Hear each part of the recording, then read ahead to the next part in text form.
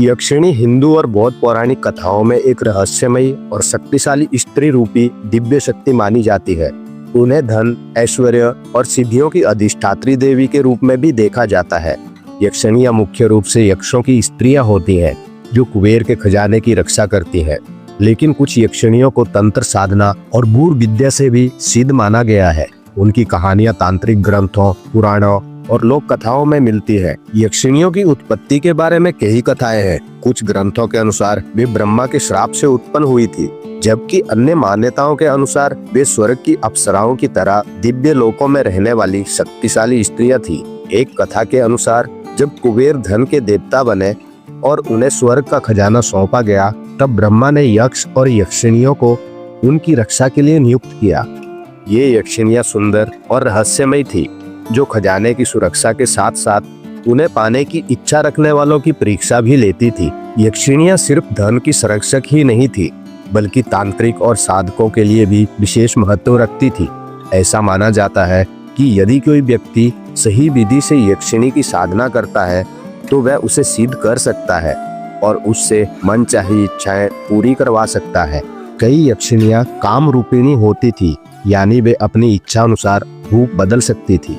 कुछ को देवी लक्ष्मी का रूप माना जाता था, तो कुछ को भयानक और उग्र माना जाता था।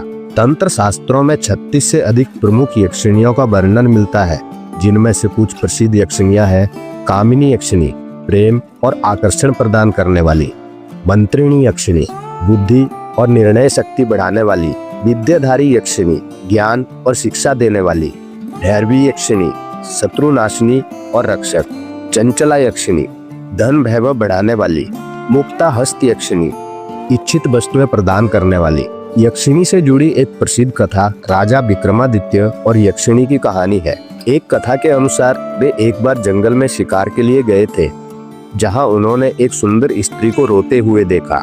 जब उन्होंने उससे रोने का कारण पूछा, तो उसने बताया कि वह एक यक्षिणी है और उसे एक तांत्रिक ने अपने वश में करने की कोशिश की थी, लेकिन वह बचकर भाग निकली थी। विक्रमादित्य को उसकी सुंदरता और करुणा देखकर दया आ गई। उन्होंने उसे अपने महल में आने की अनुमति दी, लेकिन धीरे धीरे उन्हें यह एहसास हुआ कि वह साधारण स्त्री नहीं, बल्कि एक दिव्य शक्ति थी। यक्षिणी ने विक्रमादित्य की परीक्षा ली। उसने उनसे 3 प्रश्न पूछे: धन, ज्ञान और शक्ति में सबसे महत्वपूर्ण क्या है? मनुष्य की सबसे बड़ी कमजोरी क्या होती है? सत्य और असत्य में क्या भेद है? विक्रमादित्य ने उत्तर दिया, ज्ञान सबसे महत्वपूर्ण है, क्योंकि धन और शक्ति नष्ट हो सकती है, लेकिन ज्ञान हमेशा साथ रहता है। मनुष्य की सबसे बड़ी कमजोरी उसका अहंकार है, जो उसे पतन की ओर ले जाता है। सत्य वह है जो सभी के कल्याण के लिए हो, और असत्य वह है जो किसी को भी हानि पहुंचाए। यक्षिणी उनके उत्तरों से प्रसन्न हुई और उन्हें अमृतत्व तथा अपार ज्ञान का आशीर्वाद दिया। यक्षिणी साधनाएं बहुत कठिन और रहस्यमय होती है। कहा जाता है कि जो साधक यक्षिणी की साधना पूर्ण कर लेता है, उसे सिद्धियां प्राप्त होती हैं। लेकिन अगर साधना में कोई गलती हो जाए, तो ये बहुत घातक भी हो सकता है। तंत्र ग्रंथों में उल्लेख है कि यक्षिणी को प्रसन्न करने के लिए साधकों को विशेष मंत्रों का जाप, विशेष पूजा विधियां और नियमों का पालन करना पड़ता है। बैताल 25 की एक कथा में एक तांत्रिक ने एक यक्षिणी को बस में करने की कोशिश की, लेकिन असफल रहा और अंततः यक्षिणी ने उसे मार डाला।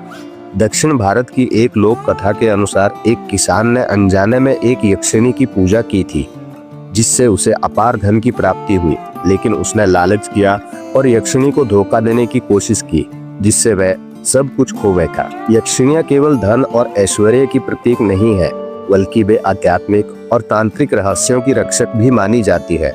जो व्यक्ति सच्चे हृदय से उनकी साधना करता है, उसे उनका आशीर्वाद मिलता है, लेकिन जो छल कपट करता है, उसे उनका कोप सहना पड़ता है।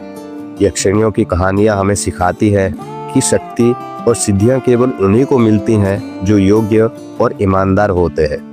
तो दोस्तों, यक्षिणियों के बारे में यह थी कुछ रोचक जानकारी। अगर आपको वीडियो अच्छा लगा हो तो वीडियो को लाइक करें और चैनल को सब्सक्राइब करें। मिलते हैं अगले वीडियो में एक नई जानकारी के साथ।